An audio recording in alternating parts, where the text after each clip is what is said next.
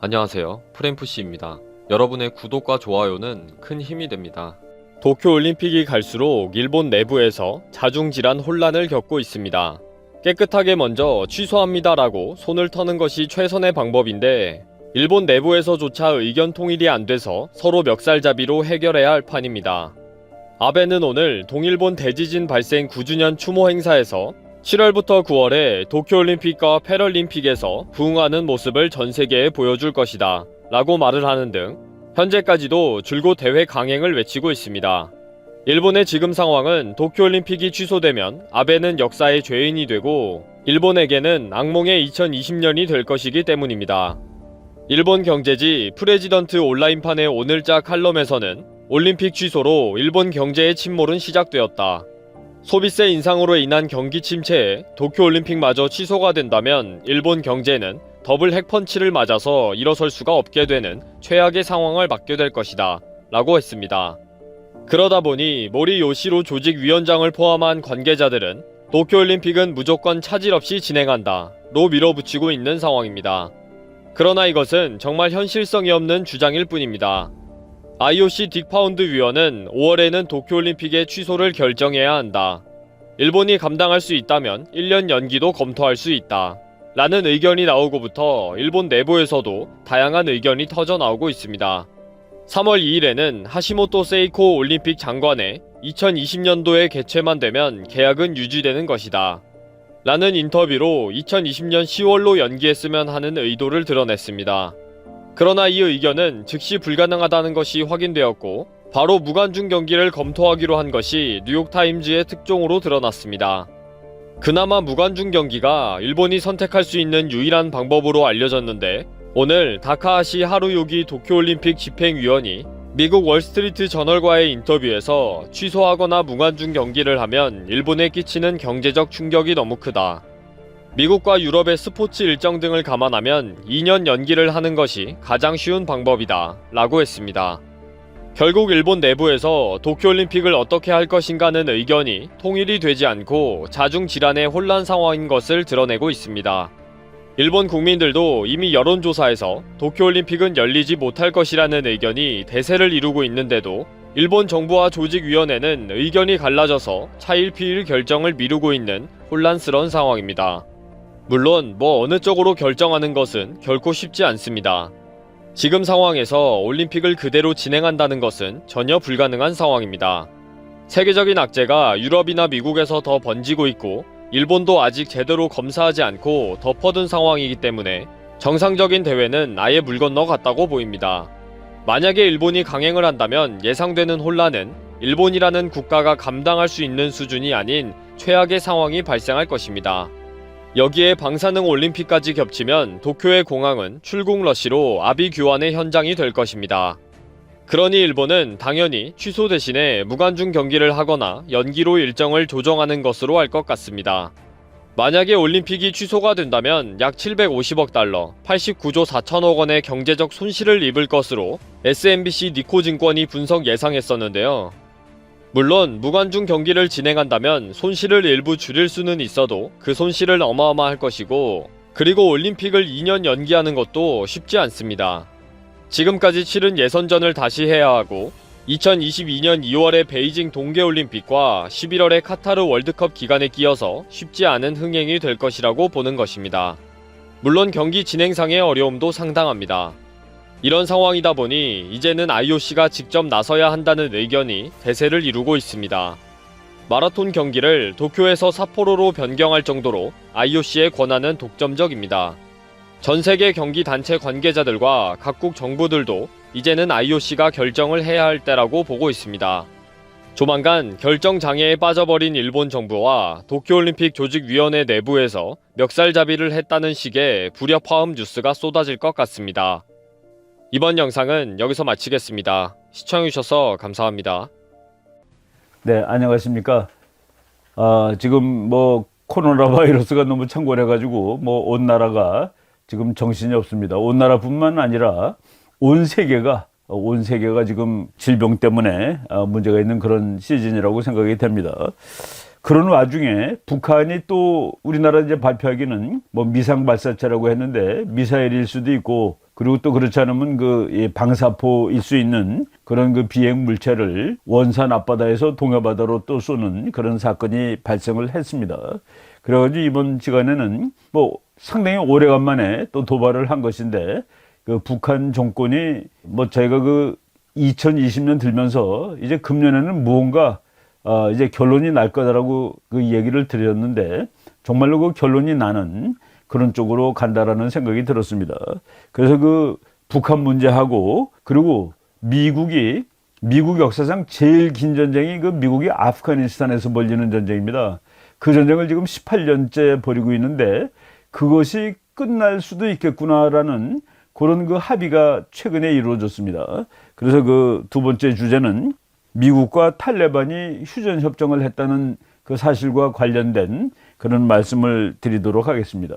그리고 시간이 조금 여유가 있으면은 그 미국과 중국이 그 남진해에서 그 갈등이 점차 그 심각해지는 그 모습을 보이고 있는데 거기에 대해서도 잠깐 그 설명을 드릴 수 있도록 하겠습니다. 먼저 그 북한 관련 이야기부터 말씀을 드리겠습니다. 지금 북한에도 물론 그 북한 정권은 이렇게 얘기합니다. 자기네들은 확진자가 한 사람도 없다. 확진자가 한 사람도 없다 그러면 뭐 아주 청결한 곳인데 그럼에도 불구하고 그 말을 이제 우리가 믿을 수 없는 것은 확진자가 하나도 없는데 이렇게 뭐 마스크 끼고 다니고 그리고 뭐 몇천 명 격리했다는 얘기는 뭐 공식으로 돌고 있습니다. 그리고 최근에 당 2인자 조직 지도부장을 공개 해임을 할 정도로 북한에도 바이러스의 그 창궐이 지금 대단히 진행되고 있는 것이다라고 보는 것이 맞을 것 같습니다. 7천 명 정도의 의심자가 발생해서 격리한 것으로 뭐 당국은 추정하고 있다. 그 최하 7천 명 정도 이야기가 지금 3월 초에 나오고 있습니다. 그리고 심지어는 어떤 그 뉴스는 이것은 뭐 100% 저희가 그 확인을 할 방법이 없는데 북한 김정은이 코로나19 양성 환자를 총살했다라는 그런 얘기까지 나오는데 뭐 독재 국가에서 능히 있을 법한 일이다라고 그냥 우리가 추정을 할 수가 있겠습니다. 제가 그 지난번에도 이런 그 데이터가 정확하지 않으면은 치료가 불가능한데 이 독재 국가 이런 경우에는 자꾸 이걸 숨깁니다. 숨기다 보니까 그 치료 과정에서 이제 문제가 생기고 그러죠. 중국 같은 경우에도 뭐 최근에 또 나온 뭐 모든 뉴스가 지금 코로나 바이러스 뉴스이기 때문에 어느 날은 그 월스트리트 한면 전체가 그 이 코로나 바이러스에 관련된 그런 기사로 이제 뒤덮이는 날도 있습니다. 최근에는 근원이 어딘지도 지금 잘 모른다는 그런 얘기가 2월 27일 날 그 뭐 미국 뉴스들에 이렇게 나오고 있습니다. Scientists don't know about the source of the outbreak. 어디서 이게 발원했는지도 아직 과학자들이 모르고 있다라는 이 정도로 지금 참 그 근원을 알아야지 치료법도 아는데 이런 상황이 이제 계속되고 있는 중이다라는 것을 일단은 말씀을 드리겠습니다.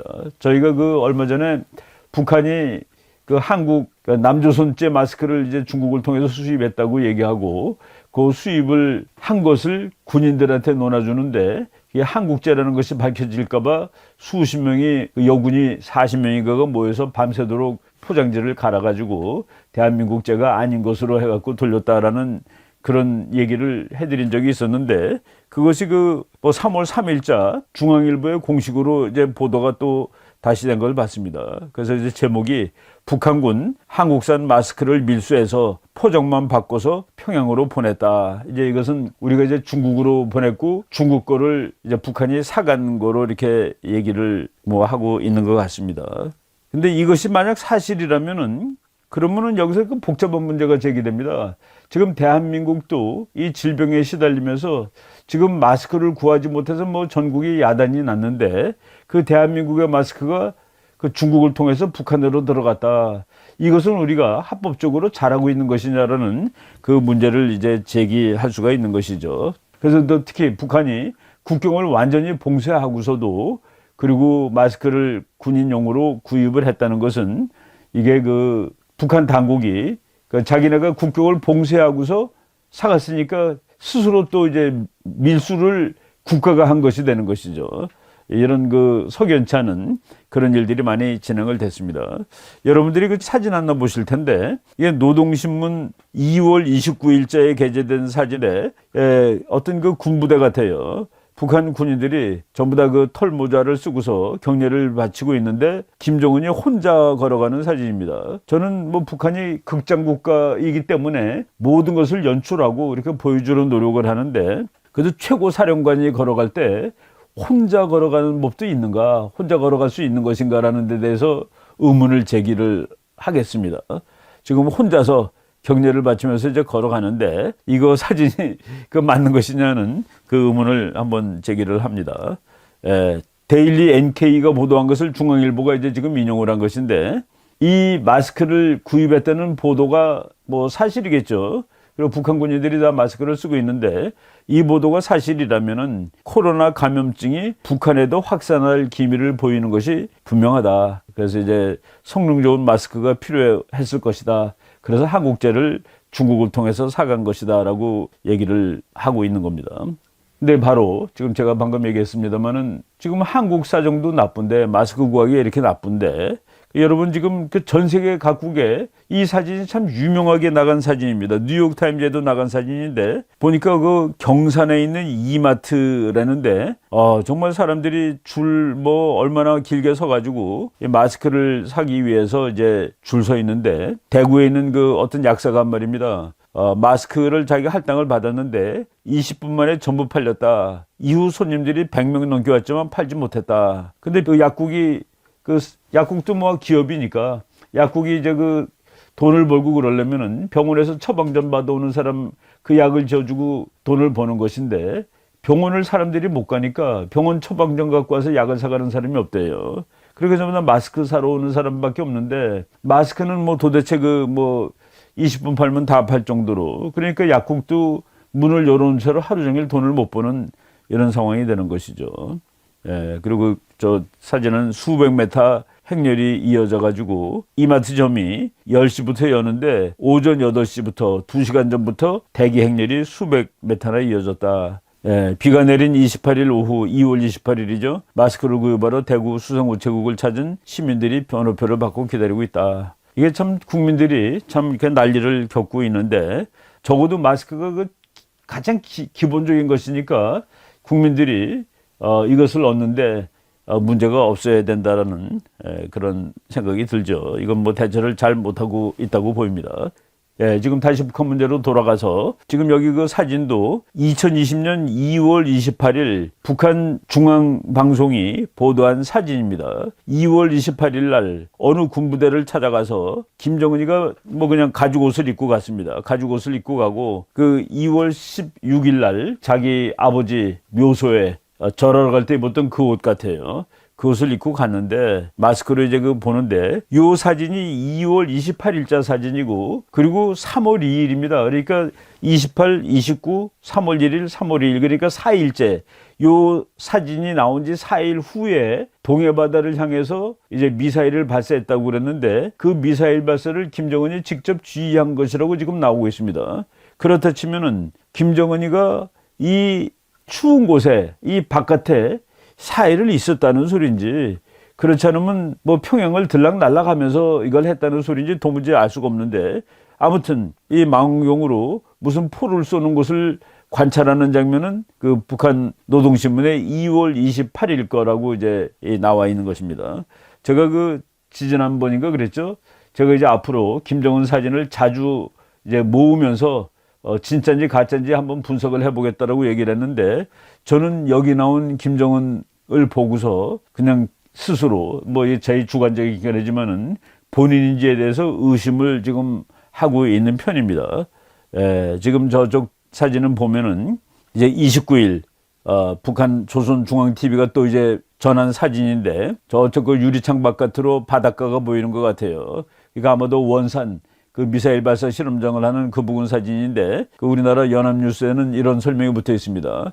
김정은 북한 국무위원장이 북한군 합동 타격 훈련을 참관했다고 조선중앙TV가 29일 전했다. 바로 앞에 보신 사진은 28일 날이죠. 그리고 그 밑에는 그 이제 북한 당 간부들이 회의하는 장면인데 조선중앙TV가 29일 보도한 북한 노동당 중앙위원회 정치국 확대 회의에 이만건 당 조직 지도부장이 참석한 모습이다. 이만건은 이날 현직에서 해임되었다. 제가 바로 앞전에 그 현직에서 한 사람 해임됐고 이것이 그 코로나 바이러스 문제랑 이제 연관된다고 말씀을 드렸습니다. 또 김정은을 찍은 사진은 이렇게 되어 있습니다. 김정은이 혼자 앉아 있고 그 뒤에 이제 40여 명, 뭐 우리나라 신문에는 어떤 기자가 셔본 모양이에요. 47명의 간부들이 앉아서 중앙위원회 정치국 확대 회의를 했다라고 이렇게 전해지고 있는데, 제가 그 사진을 몇 장 보여드리겠습니다. 그 김정은이 이렇게 망원경으로 보는 사진이에요. 그리고 그 옆에 있는 김정은 사진인데 그 귀를 보세요, 귀. 그러니까 이제 요번에 그 원산에서 그 바닷가를 망원경으로 보는 그 김정은의 모습하고 또 다른 김정은 사진에 나오는 모습인데 그 귀를 딱 보면은 좀 뭐 하여간 의심할 수 있는 그런 차이가 나 보입니다. 뭐 여러분 사진 이렇게 한번 유심히 한번 보면은 똑같은 사람이야 아니 하는 그런 그 의문을 가질 수가 있는데 제가 여기서 뭐 기대 아니다를 뭐 결정적으로 말씀드리진 않겠습니다. 하도 지금 뭐 날짜 같은 거 보면은 이게 도대체 기사로서 우리가 그 데이터로서 사용 값어치가 얼마나 있는 거냐에 대해서 의문을 하게 되는 것이죠. 뭐 그거는 그렇다 치고 북한이 3월 2일 미사일을 쐈는데 미사일도 되고 뭐 방사포도 되고 하여간 발사체를 쐈습니다. 그것은 11월 28일 작년 11월 28일 날 쏘고서 95일 만에 다시 발사한 것인데 11월 28일 날 발사하고 12월 3일 날 트럼프 대통령이 북한의 핵을 없애기 위해서 무력을 사용할 수 있다는 얘기를 했죠. 그리고 그 말 하고서 한 달 만에 1월 3일 날 카셈 솔레이마니를 직접 살해를 미국이 했습니다. 그 이후에 북한과 미국 관계는 정말 아무런 얘기가 없습니다. 그리고 미국의 언급, 트럼프 대통령의 언급에서 북한이 그냥 아예 빠져버렸습니다. 이런 시간이 지금 한 석 달 계속되는데 95일 만에 미사일을 다시 발사했다. 이게 내가 존재한다는 사실을 뭐 과시한 것이기도 하고 여러 가지 의미가 있는데 그 얘기를 잠깐 해드리겠습니다. 작년 11월 28일 북한이 미사일 발사했는데 그것도 이제 요번하고 비슷한 것 같아요. 초대형 방사포. 그리고 작년 11월 28일은 2월 28일 날 하노이 회담이 결렬되고서 딱 9개월 만의 일인데 그 9개월 동안에 북한이 소규모 미사일을 13번을 발사를 했죠. 그리고 이제 2020년 들어서는 첫 번째 도발인데 그 도발이 이제 과연 북한이 어떤 의도를 가지고 한 것이냐 여기에 대해서 우리가 이제 한번 얘기해 보도록 하겠습니다. 또 사진 하나를 보여드릴 텐데 이것은 그 폭스뉴스가 이제 북한 방송을 인용해서 한 것입니다. 어느 뭐 백화점에 가서 이제 앉아가지고 뭔가 이렇게 구두를 쳐다보고 있는 것 같은데 김정은이가 자주 앉습니다. 사진 보면 산 위에서 앉아 있는 것도 있고 풀밭에 앉아 있는 사진도 많이 나오는데 지도자가 최고 지도자가 저렇게 앉는다는 것은 그 상궤를 벗어난 것입니다. 보통 앉지 않죠. 그리고 지도자가 앉을 때는 다른 사람도 같이 앉을 경우에는 몰라도 혼자 앉는다는 것이 확실히 이 건강이라든가 또는 뭐 이 심장 같은 것이 좋지 않다는 것을 상징하는 그런 사진이라고 보여집니다. 하여간 최근에 김정은이 일체의 공개 활동을 중단하는 등 왜 중단했는지에 대해서도 설이 많습니다. 코로나 바이러스를 회피하기 위해서 외부 활동을 안 한다는 설도 있고 지금 뭔가 아프다는 설도 있고 여러 가지가 있는데 북한이라는 암상자에서는 하여간 설이 이렇게 많이 나와 있고 그런데 3월 2일 날 95일 만에 미사일을 발사했다는 것은 저는 뭐 미국한테 자기 자신의 존재를 과시한다는 의미도 물론 있지만은 그거보다는 그 한국 정부를 향해서 한 말이 아닌가라는 생각을 합니다. 대통령 3.1절 연설 거기서 북한하고 협력을 해야 되겠다는 말을 계속하고 있는데 그것을 뭉개버린 것 아닌가 하는 이런 생각이 듭니다. 그러니까 한국에 대해서 왜 미국을 내치지 못하느냐라는 미국과의 관계를 왜 내치지 못하고 북한 편을 확실히 들지 못하느냐에 대한 그 반발성 이런 것이 아닐까라고 이제 생각을 하죠. 그 미사일은 240km 날아갔습니다. 240km를 날아갔고 그리고 높이 뜬 것은 35km까지 올라갔으니까 그러니까 이건 뭐 미사일이죠. 그냥 뭐 우주로 올라갔다가 다시 들어오는 그런 상황인데 그 240km 날아갔으니까 이것은 물론 단거리 미사일입니다. 단거리 미사일인데 그냥 지금 서울 그 평택에 있는 미군 기지 뭐 서울에 있는 미군 기지가 다 평택으로 옮기고 있는데 휴전선에서 미군 기지까지가 100km가 안 됩니다. 서울에서 휴전선까지 직선거리가 24km, 그리고 서울에서 평택까지가 64km. 뭐 그래 두 개 합쳐봤자 그건 직선도 아닌데 합쳐봤자 90km가 안 되죠. 그래서 그 휴전선에서 평택까지 100km도 안 되는데 뭐 어떤 경우라도 그런데 240km짜리 방사포를 실험했다 또는 미사일을 실험했다는 사실은 우리한테 그 의미하는 바가 뭐 많이 있으리라고 생각이 됩니다. 예, 그래서 지금 과학자들이 북한이 이번에 발사한 것이 이제 무엇이냐에 대해서 100% 완전한 결론은 내리지 못하고 있는 것 같습니다. 그러니까 New Road Mobile Solid Fuel Missile System. 그러니까 길에서 이제 움직일 수가 있고, 그리고 고체 연료를 사용하는 미사일이냐, 또는 or a developmental super large multiple rocket launcher. 그러니까 아주 초대형 다연장포를 발사한 거냐, 이 두 가지 중에 하나일 거예요. 그런데 이게 그 속도가 엄청나게 빠르다고 했습니다. 그 속도가 아주 빨랐기 때문에 미사일 방어 체계로 제대로 방어하기 힘든 그런 미사일을 북한이 쏜 거다라고 이제 보고 있는데, 그렇지만 그것이 작년 연말에 뭐 김계관이라든가 이런 사람들 나와가지고 이제 뭐 협박하고 그랬는데 놀라운 무기를 보여주겠다. 미국이 깜짝 놀랄 만한 새로운 그 전략 무기를 보여주겠다라고 으름장을 놨는데 그것하고는 관계가 없는 것이다. 그거는 아니다라고 이 말씀을 드리겠습니다. 그래서 김정은은 새로운 전략 무기를 보여주지 않았다. 그 미국 뉴스에는 그렇게 나오고 있습니다. 그리고 북한 군의 사기 진작이라든가 내부 단합이라든가 뭐 북한은 문제없이 잘하고 있다. 이런 것을 보여주려고 코로나 바이러스가 있어도 다 국가 정상적으로 작동하고 있다는 것을 보여주기 위해서 한 것이다 라는 얘기를, 그런 해석을 하고 있습니다. 그래서 저는 뭐 방금 얘기한 것처럼 그 한국 대통령이 계속 협력을 하자라고 얘기를 했음에도 불구하고 그것을 거부하는 제스처로 이제 미사일을 쏜 것 아닌가라고 봅니다. 그래서 우리 그 대통령이 한 말은 이런 겁니다. 사람과 가축의 감염병 확산에 남북이 함께 대응하고 적경 지역의 재해재난과 한반도의 기후변화에 공동으로 대처할 때 북한과도 보건 분야의 공동협력을 바랍니다. 공동협력, 공동대처, 협력 이런 말을 했는데도 불구하고 이제 그것을 그냥 완전히 그 겉버리는 영어로 defy 해버리는 그런 제스처로 미사일을 쐈다라고 봅니다. 그러니까 미사일을 쏴가지고 한국 정부가 거기에 대해서 이제 반응을 당연히 했죠. 그래서 그 청와대에서 정우용 안보실장이 이렇게 신문에 난 기사를 제가 잠깐 읽어드리겠습니다.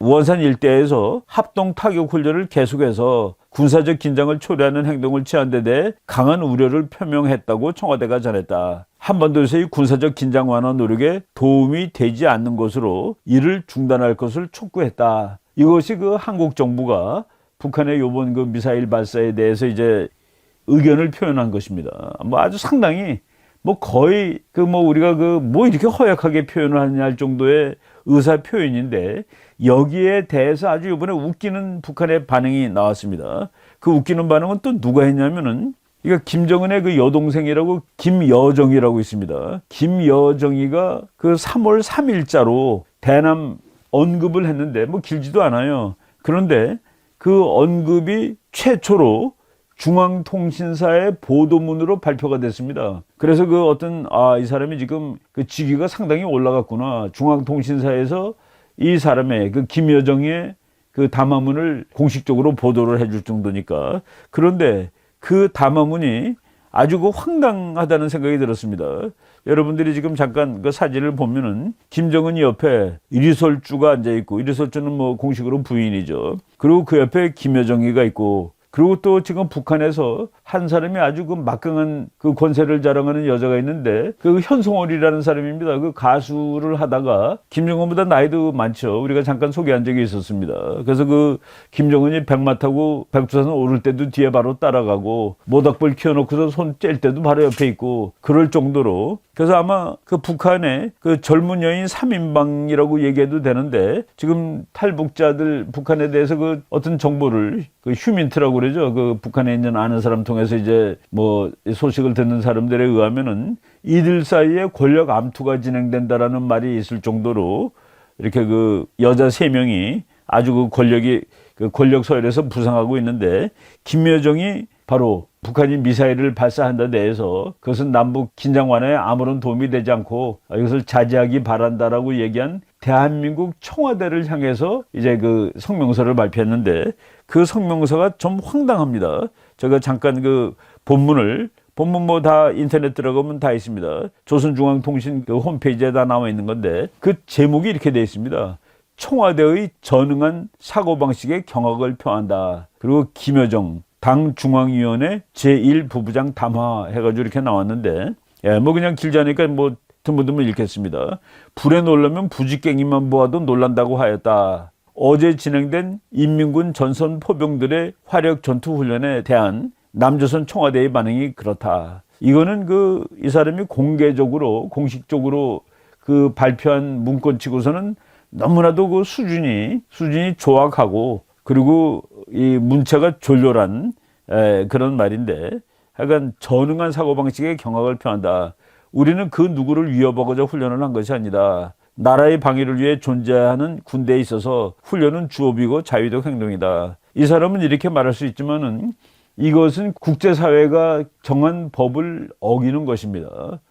지금 북한이라는 나라는 그 침략 국가로 낙인이 찍혀 있기 때문에 누구를 위협하고자 훈련을 한 것이 아니라, 지금 북한은 미사일 못 쏘게 돼 있습니다. 어떤 종류의 볼리스틱 미사일도 쏘지 못하게 돼 있는데 쐈기 때문에 우리가 문제를 삼은 것이죠. 제가 그런 말 여러 번 했습니다. 북한의 핵만 가지고 왜 문제를 삼느냐. 북한의 핵은 국제사회가 문제를 삼아도 된다라고 법적으로 규정을 한 것입니다. 나라의 방위를 위해 존재하는 군대에 있어서 훈련은 주업이고 자위도 행동이다. 그런데 남쪽 청와대에서 강한 유가민이 중단 요구냐 하는 소리가 들려온 것은 우리로서 실로 의하지 않을 수 없다. 주체넘은 실없는 처사가 아닐 수 없다. 하기는 청와대나 국방부가 자동응답기처럼 늘 외워대던 소리이기는 하다. 이제 이렇게 비하를 하는 겁니다. 남의 집에서 훈련을 하든 휴식을 하든 자기들이 무슨 상관이 있다고 할 말 못할 말 가리지 않고 내뱉는가 하는 것이다. 대한민국은 북한이 훈련하는 거에 대해서 왈가왈부할 국제법적 권리를 가지고 있다가 답입니다. 왜? 국제사회에서 유엔 결의안을 통해서 북한은 그런 것을 하지 못하게 돼 있는데 했으니까 간섭할 수 있는 것이죠. 나는 남측도 합동군사연습을 꽤 즐기는 편으로 알고 있으면, 합동군사연습을 꽤 즐기는 편으로 첨단 군사 장비를 사오는데도 열을 올리는 등 꼴보기 싫은 노름을 다하고 있는 것으로 안다. 이것이 북한이 무지하게 아픈 점입니다. 한국이 F-35를 사온다든가, 또는 방어망에 그 괜찮은 사드를 갖다 놓는다든가, 좋은 신무기를 개발한다든가 하는 것은, 그런데 대한민국이 정상국가로서 당연히 할 수 있는 것이죠. 몰래 끌어다 놓는 첨단 전투기들이 어느 때든 우리를 치자는 데 목적이 있겠지, 그것들로 농약이나 뿌리자고 끌어들여왔겠는가. 저는 김여정이 저렇게 말하는 데 대해서는 우리도 잘못한 거가 있습니다. F-35를 사갖고 와서, 정말 세계적으로 좋은 비행기를 사갖고 와서 자랑스럽게 대한민국 군군이 이 비행기를 가지게 되었다라고 이렇게 세리머니를 할 수 있는 거 아니겠습니까? 이런 좋은 무기를 사왔으니까. 북한이 기분 나빠할까봐 우리가 이제 그것도 안 했죠. 그것을 아는 결과가 김여정이로 하여금 몰래 끌어다 놓은 첨단 전투기들이라는 말을 할 수 있는. 그래서 우리가 아무리 쟤네들을 기분 나쁘지 않게 한다 하더라도 걔네들이 기분 나빠하지 않지 않는다는 그 말씀을 드리는 겁니다. 3월에 강행하려던 합동군사연습도 남조선에 창궐하는 실형 코로나 비루스, 북한말로 비루스죠, 가 연기시킨 것이지 무슨 평화나 화해와 협력에 관심도 없는 청와대 주인들이 결심해 온 것이 아니라는 것은 세상이 다 알고 있는 사실이다. 지금 그 3월 달에 원래 하기로 돼 있는 한미 합동군사연습을 뭐 지금 코로나 바이러스 때문에 뭐 연기한다고 돼 있는데, 그게 코로나 바이러스가 연기시킨 것이지 니네가 무슨 평화 때문에 연기시킨 것이냐고 이제 얘기를 하고 있죠. 우리가 남측도로 그렇게 하고 싶어하는 합동군사연습 놀이를 조선반도의 긴장화나 노력에 도움이 되지 않는다고 중단할 것을 요구한다면 청와대는 어떻게 대답해 나올지 참으로 궁금하다. 전쟁 연습 놀이에 그리도 열중하는 사람들이 남의 집에서 군사훈련을 하는데 대해 가타부타 하는 것은 그야말로 적반하장의 극치다. 뭐 그냥 읽겠습니다. 다 아는 거니까. 쥐어짜 보면 결국 자기들은 군사적으로 준비되어야 하고 우리는 군사훈련을 하지 말라는 소리인데 이런 강도적인 억지 주장을 펴는 사람들을 누가 정상 상대라고 대해주겠는가. 이제 끝났다는 얘기죠. 근데 사실 좋았다는 것도 좋은 적 없었습니다. 제가 항상 강조하지만은 이 피상적인 거하고 정말 병 걸려서 내일 모레 죽을 사람이지 건강하다고 얘기하는 경우도 있어요. 바로 이런 상황이 남북한 관계다는 얘기입니다. 청와대의 이러한 비논리적인 주장과 운동은 개별적인 누구를 떠나 남측 전체에 대한 우리의 불신과 증오 경멸만을 더 증폭시킬 뿐이다. 그것이 뭐 증폭이 되지 않고 내려간 적은 사실 솔직히 없습니다. 우리는 군사훈련을 해야 하고 너희는 하면 안 된다는 논리에 귀착된 청와대의 비논리적이고 전응한 사고에 강한 유감을 표명해야 할 것이 바로 우리다. 김여정이가 세상 지금 국제사회가 북한에 대해서 어떻게 보는지 다 알 겁니다. 그런데 저렇게 이제 얘기를 하죠. 이 말에 기분 몹시 상하겠지만 우리 보기에는 사실 청와대의 형태가 3살 난 아이들과 크게 달라 보이지 않는다. 이렇게 그 분노에 차서 썼다는 것은 북한이 지금 코너에 몰렸다는 소리죠.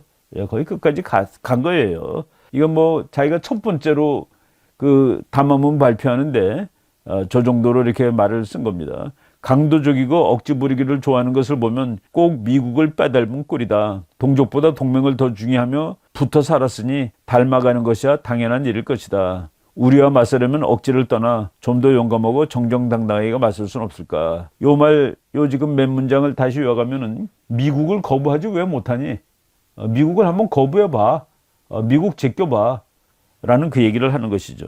정말 유감스럽고 실망스럽지만 대통령의 직접적인 입장 표명이 아닌 것을 그나마 다행스럽다고 해야 할 것이다. 그러니까 이 말을 정호영 국가안보실장이 했기 때문에 그래도 그거가 다행이다. 이렇게 내뱉는 한마디 한마디 하는 짓거리 하나하나가 다 그렇게도 구체적이고 완벽하게 바보스러울까. 그러니까 이제 요 전체 문장은 여자가 쓴 것 같은 느낌을 주기 위해서 이런 말을 쓴 것 같아요. 참으로 미안한 비유이지만 겁을 먹은 개가 더 요란하게 짖는다고 했다. 딱 누구처럼. 이게 뭐예요? 그래서 점점점 해가지고 이게 무슨 고등학생 연애 편지 쓴 것도 아니고 약간 좀 아주 웃기는 그런 그러니까 북한의 수준입니다. 북한의 수준이고 그리고 김여정이 무슨 권리로 북한의 제1부부장이 되고 담화를 하고 제가 그 미국의 마르코 루비오라는 큐바 출신 그 이민자인데 이제 상원의원이 된 사람이 있죠. 그 사람이 그렇게 얘기한 적이 있었습니다. 트럼프가 김정은을 자꾸 추켜 세우니까 트럼프 씨 왜 그렇게 김정은을 추켜 세우느냐고. 김정은이가 만약 자유주의 국가에서 태어났다면은 선거를 해서 그 친구가 어떤 직업을 찾는다면은 그 친구는 길거리 돌아다니는 개를 잡으러 다니는 사람의 보좌도 못할 사람이라고 그렇게 그 비하한 것을 봤는데 김여정이는 보니까 나이가 몇 살인지가 정확히 안 나오는 것 같습니다. 그래서 미국 뉴스에는 30대 초반으로 사료되는 이런 식으로 나왔어요. 그러니까 이런 사람이 지금 한국에 대해서 저는 그 한국이 더 이상 이렇게 북한한테 모독당하고 끌려갈 수 있는 그런 나라는 아니라고 봅니다. 이런 모독에 대해서 우리가 그 단호한 입장을 취하는 것이 옳다고 그러죠. 제가 그래서 그 사진 작년에 한참 가짜 평화가 시작될 무렵의 사진입니다. 청와대 왔었죠. 김여정이가 와가지고 그리고 또 평창 올림픽도 오고 여러 가지 이렇게 참 그 우리나라 그 애국자들을 참 마음 아프게 한 그런 사진이었는데 지가 저렇게 그 환대를 받고 이런 식으로 비난을 할 수는 없다라는 생각이 듭니다. 안녕하세요. 둘의 유튜브 가족 여러분. 여러분 한 분 한 분께 얼굴은 마주 대하지 못하지만은 유튜브 화면을 통하여 인사드립니다.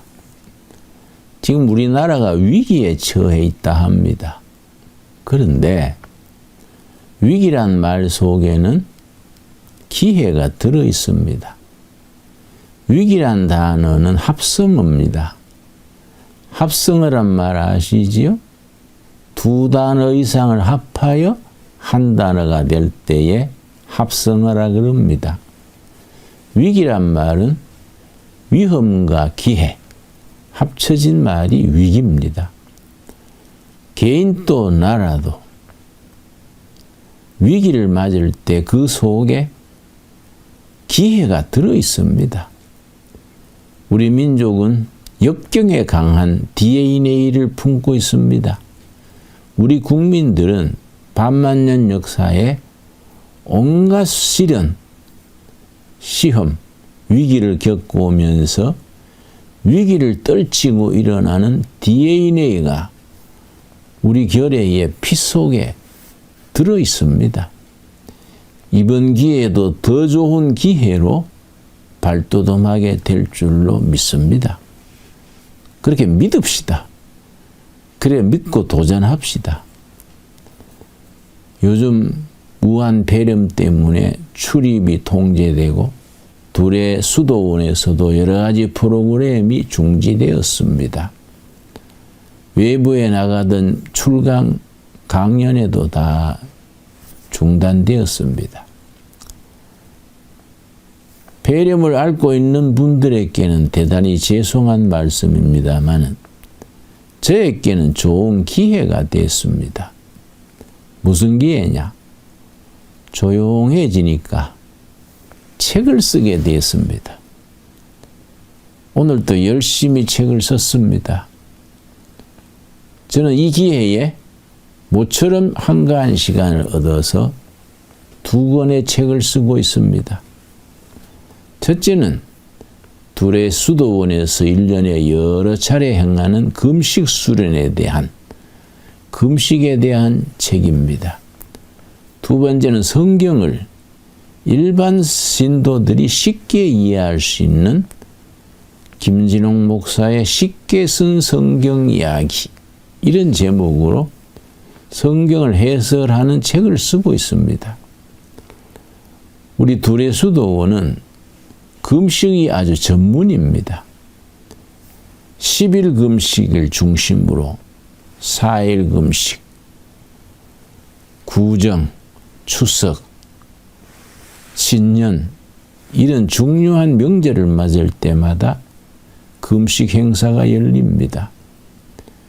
그 금식 행사를 하면서 많은 열매를 얻습니다. 그걸 이제 구체적으로 쓰고 있습니다. 제가 금식에 대해서 그렇게 관심 가지게 된 연유를 좀 말씀드리고 싶습니다. 저는 30살에 목회를 시작해서 지금 딱 80세입니다. 지금도 목회하고 있으니까 50년 목회 경력입니다. 50년 목회 경력에서 수시로 금식을 하면서 금식을 통해서 내 자신이 새로워지고 은혜를 받고 여러 가지 체험을 쌓았습니다. 그 내 자신의 금식 이야기, 금식 책의 한 부분으로 들어갑니다. 내 50년 목회 경력에 금식을 통해서 내 자신이 어떻게 영성이 깊어지고 내공을 기르고 은혜를 받았던가, 그걸 사례를 들어서 쓰고 있습니다. 오늘 쓴 글 중에는 내가 서울 구치소에 수감되어 있을 때에 1974년, 75년 때 이야기입니다. 박정희 대통령 유신헌법이 발효될 그 시기입니다. 유신헌법을 내가 보니까 박정희 대통령이 경제도 열심히 하시고 안보도 튼튼히 하려고 애쓰시는데 민주주의의 원칙을 지키셔야지 유신헌법 자체가 민주주의에 이거는 무너뜨리는 거니까 안 됩니다 하고 우리 목회자들 33명을 조직해서 시위를 벌였습니다. 1974년 1월 17일입니다. 내가 운동을 주관했기 때문에 주범으로 이제 15년형을 받고 감옥을 살 때 얘기입니다. 우리 같은 중요한 정치범들은 조그마한 독방에 수감이 되는데 가끔 일반 죄수 있는 방에 합방을 시키는 때가 있습니다. 합방하면 이제 일반 죄수와 같이 있게 되지요. 내 죄수 번호가 73번이랬습니다. 하루는 교도관이 오더니 73번 전방이요. 방을 바꾼다 이 말이지요. 짐 챙겨 나오시오. 그래서 뭐 짐이래야 뭐 있습니까? 성경, 찬송, 칫솔 뭐 이런 거 몇 가지 챙겨 나갔더니 일반 죄수 있는 방에 합방을 시켜줬습니다. 감옥에서는 일반 죄수를 잡범이라 그럽니다. 잡범이 17명 있는 방에 나를 들여보냈습니다. 그 나까지 18명이지요. 18명이 거하는데 3평이 되지 않았습니다. 그 좁은 방에 있으려니 얼마나 비좁습니까? 잠잘 때는 모로 누워 잡니다. 그래서 칼잠 그럽니다. 그 방장이 오늘은 왼쪽 어깨요. 그럼 왼쪽 어깨 붙이고 쭉 눕습니다. 다음 날은 오늘은 오른쪽 어깨요. 그럼 오른쪽 어깨만 붙이고 잡니다. 그만큼 비좁은 겁니다. 자다가 뭐 화장실 가거나 일어나면 자리가 없어집니다. 그렇게 비좁은 방인데 그렇게 너무 스트레스가 많습니다. 그 비좁은 방에 같이 사니까 스스로 모두 스트레스 때문에 싸움합니다. 걸핏하면 치고받고 싸움합니다. 근데 그 방에 참 험한 죄수가 한 분이 있었습니다. 이분은요, 사람 죽이는 거, 돈 받고 죽이는 청부살인으로 들어온 분인데, 무기징역을 받아서 18년째 살고 있는 분인데, 나는 그 사람을 보면서 사람이 저렇게 악할 수가 있구나. 식사 마치고 나면은 창가에 서서 손가락으로 옵을 쳐서 자꾸 이렇게 운동을 합니다. 그 무슨 운동 그래 하세요? 그러니까 이거 교도관 눈깔 뽑는 운동이야 이래요. 그리고 걸핏하면은 자기 기분이 나쁘면은 손가락을 올립니다. 뽑아버려 이럽니다. 내 무기징역인 네 눈 뽑아봐야 더 붙일 것도 없어. 근데 이 사람이요, 이 눈 뽑는 걸로 완전히 그 방을 아주 제패했습니다. 그 방에 태권도 7단이 있었습니다. 태권도 7단이면 얼마나 싸움 잘합니까? 이 사람한테는 꼼짝 못해요. 기분 들리면 태권도 7단에게 그래요. 너 태권도 7단으로 까불어? 너 잠잘 때 뽑아버려? 그럼 뭐 대책 없지요. 잠잘 때 눈 뽑으면 뭐 대책이 있겠습니까? 그래서 아주 빕니다. 화해하자고 빕니다. 그냥 자는데도 그냥 안 잡니다. 이를 뿌득뿌득 갈면서 찔러 잠꼬대도 그렇게 합니다. 그 옆에 누워 있으면요, 가슴이 서늘할 정도입니다. 항상 생각하는 것이 죄 짓는 것만 생각해서 내가 사람이 저렇게 선천적으로 죄인이 있구나. 선천적으로 범죄꾼이 있구나. 그래서 생각하면서 하도 그 사람이 뭐가 나길래 측은한 생각이 들어서 저 사람을 좀 도울 수 있는 길이 없을까. 그 사람을 위해 기도가 나왔습니다. 하루는 내가 작심하고 3일 금식했습니다. 그 사람이 마음이 변화될 수 있도록. 저 사람을 고칠 수 있는 길은 뭐 법무부에서 무기징역 한다고 되는 것도 아니고, 뭐 교도관이 지킨다고 되는 것도 아니고, 하나님이 저 마음을 변화시킬 수밖에 없는 거다. 그 생각하고 그 사람을 위해서 내가 3일을 금식했습니다. 그 마음이 변화될 수 있도록. 그 사람은 내가 자기를 위해서 금식하는 걸 상상도 못하지요. 3일 금식한 뒤에 마침 비 오는 날이어서, 비 오는 날은 죄수들은 공치는 날입니다. 빗속에 도망갈 수도 있고 해서 그런지 비 오는 날은 작업에 나가지 않습니다. 그래서 감옥에서 나온 노래 중에 비 쏟아지는 날이 공치는 날이다. 앵해이 앵해야. 그런 노래가 있습니다. 비 오는 날 모두 작업 안 나가고 방에 앉아서 있길래 내가 그 사람을 전도했습니다. 형씨 나하고 오늘 2박을 좀 합시다. 뭔 2박이요? 그래서 형씨나 내나 주인을 바꿉시다. 내가 3일 금식 마친 뒤에 진지하게 그랬더니 뭔 주인을 바꿔요? 그래서 형씨나 내나 내가 주인 됐을 때 사고 뭉치가 돼서 징역살이 하는데 주인을 바꿉시다. 이 엉터리 사고 뭉치 주인 바꾸고 예수님을 주인으로 모십시다. 신약성경 요한복음이라고 있습니다. 첫머리에 영접하는 자, 예수님을 주인으로 모시는 자, 곧 믿는 자는 하나님의 아들, 딸이 되는 자격을 준다. 그런 뜻의 구절이 있습니다.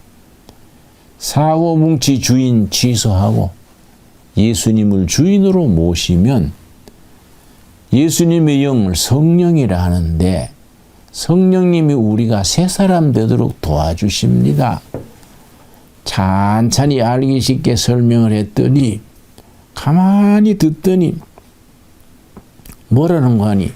김생, 나 같은 골치도 예수 믿을 수 있을까요? 이러는 거예요. 내가 기뻐서 그럼요. 예수님은 범생을 위해서 온 게 아닙니다. 잘난 사람 위해서 온 게 아닙니다. 골치 아픈 사나이들, 타락한 영혼들, 기립바시 같은 인생들을 위해서 오신 겁니다. 그런 사람을 예수님이 도우십니다. 열심히 얘기했더니 나도 김생 시킨 대로 신앙생활 해볼까요? 그냥 그 사람을 예수님을 영접시키고 기도해 줬습니다. 그 뒤에 하루가 다르게 변하는 거예요. 눈 뽑는 운동하던 것도 악담하던 것도 사라지고 사람이 진지해지고 변화되는 거예요.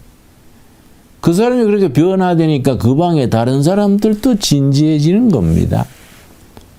신앙의 세계는 그렇게 망가진 인격을 변화시키는 능력이 있습니다. 그래서 신앙이 귀중한 겁니다. 물론 신앙인 중에도 신천지 같은 사이비가 있습니다. 인간의 인격을 파괴시키는 사이비가 있습니다.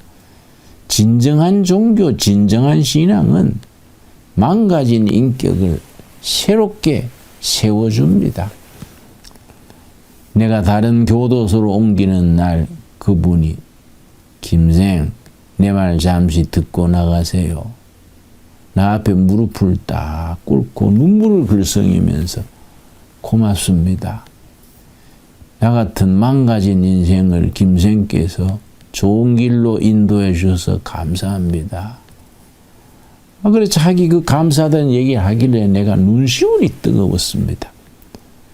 금식은 그런 힘이 있습니다. 금식 기도는 자신과 이웃을, 사회와 시대를 변화시키는 힘이 있습니다. 여러분, 우리 둘의 마을에서는 2달마다 열흘씩 금식하고 구정이나 추석이나 명절 때 되면 4일간 금식을 합니다. 여러분, 금식 기도를 통해서 살아계신 하나님을 만날 수 있는 좋은 기회들 있게 되기 바랍니다.